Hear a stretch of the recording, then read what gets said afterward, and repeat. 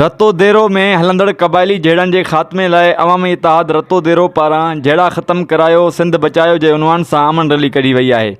उन हवाले सां ॾिसूं था रतो देरो मां अब्दुल हफ़ीज़ जलबाणी जी ही रिपोर्ट। अमून जो शहर रतो देरो सजो वेंदड़ शहर रतो देरो काफ़ी वक़्त खां वठी क़बीलाई जहिड़नि ऐं बदअमनीअ जे वर चढ़ियल आहे। उन ई हवाले सां रतो देरो अवामी इतिहाद पारां क़बीलाई जहिड़ा ख़त्म करायो सिंध बचायो जे उनवान सां रैली कढी वई आहे, जंहिंमें शहर जे सियासी समाजी मज़हबी जमायतुनि शिरकत कई आहे। उन हवाले सां शरीक अॻवाननि सां ॻाल्हि ॿोल कंदासीं त वधीक उन्हनि जो छा चवणु आहे। असां जेको रते दरे में अॼु अमन जी रैली कढी आहे उहा सिर्फ़ु इन करे कई आहे जेके असांजे रते दरे शहर में क़बीलाई जहिड़ा ऐं फुर हुयूं वारदातूं जेके थी वयूं आहिनि, असांजो अमन जेको आहे उहो तबाह थी चुको आहे। असां इहा हितां जे सुठनि माण्हुनि खे ऐं असां सरदारनि खे इहा ई अपील था कयूं त इन्हनि क़बीलनि जहिड़नि में तव्हां पंहिंजो उन में हिकिड़ी रिक्वेस्ट कयो ऐं उन्हनि खे इहे ॻाल्हि ॿुधायो जेके पाण में फ़ैसिला तइ करे छॾनि, जीअं असांजे रते दरे जो अमन जेको तबाह थी वियो आहे उहो सो बचाए सघूं नसुल। हूंदो त माण्हू कारोबार बि आसानी सां करे सघंदो, अमन हूंदो त माण्हू अस्पताल ताईं बि आसानी सां वञी सघंदो, अमन हूंदो त मतिलबु हर चीज़ में सहूलियत थींदी। उन जे लाइ हर अवाम जे हर फ़र्द खे हिन में हिसो वठणु घुरिजे ऐं पंहिंजी अखि खुलियल रखणु घुरिजे ऐं हर हमेशह हक़ ऐं सच जे लाइ आवाज़ उथारणु घुरिजे। अमन जे हवाले सां आहे मुसलसल वॾे अरसे खां वठी रतो देरो जे अंदरि क़बाइली जहिड़नि जे करे तमामु घणो लॉस थियो आहे।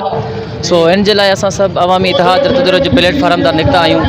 अमन खपे, असां सभिनी जो नारो इहो आहे अमन खपे, हर माण्हू चए थो त असांखे अमन खपे।